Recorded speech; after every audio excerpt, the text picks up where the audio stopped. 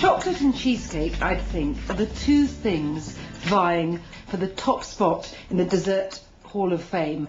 And out of the kindness of my heart, obviously, I'm fusing the two here to make my chocolate cheesecake. And the first part is the base. And for that, I need about 1.25 cups of graham cracker crumbs. And these need to be thwacked into submission. And in they go for a quick whir, just to make sure there are no larger crumbs remaining.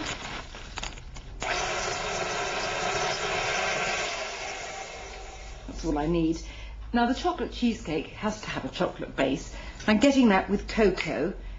Put a tablespoon in with the crumbs. The third and final ingredient for the base is butter, about half a stick. And now a little bit of whirring, just to make everything cohere.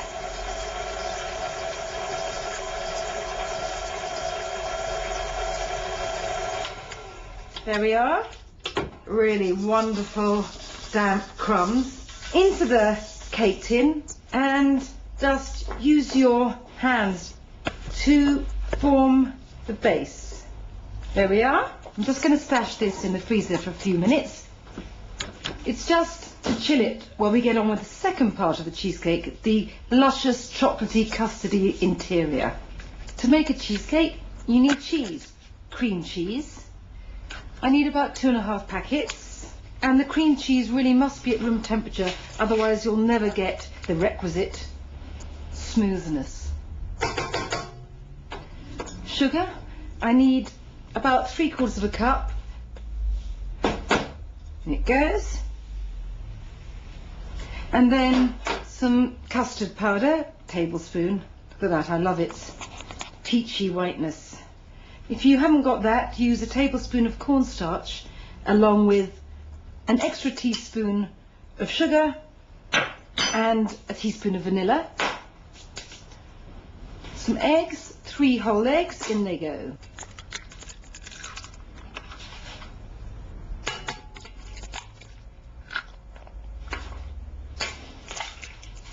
And 3 yolks. In you go, my babies. To intensify the tang of the cream cheese, some sour cream, about 2/3 cup. To make the cheesecake a chocolate cheesecake, I need 2 things. The first thing I need is a little bit of cocoa. It's only half a teaspoon here, and I've dissolved it in a tablespoon of hot water from a kettle. Chocks away.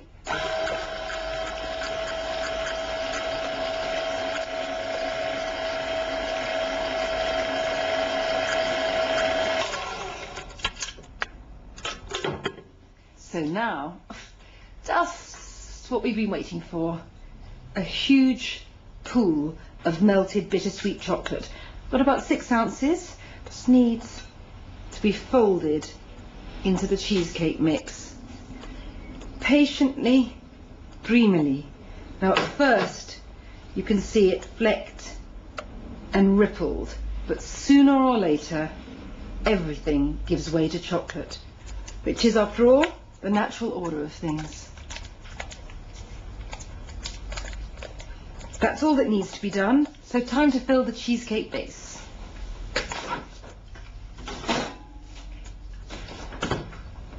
First, I wrap with cling. That's so no liquid can get in or out, because I'm baking this in a water bath. And on top of the cling, as a safety measure, foil. Just bring it right up. The tin goes into a roasting tray. Now I'm going to pour my gorgeous brown batter into the crumb-lined tin. Oh, deep, deep pleasure. And last stage, to make the water bath, I'm going to pour a kettle of recently boiled water into the roasting tin so that it comes about halfway up the cheesecake tin.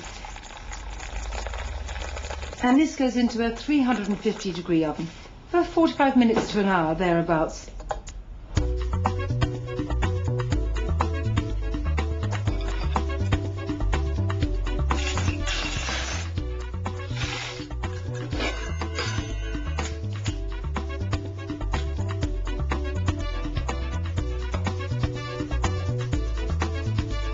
third and final part, some melted chocolate, that's about 3/4 of a bar, a bittersweet chocolate, which I am going to Jackson Pollock over the waiting cheesecake.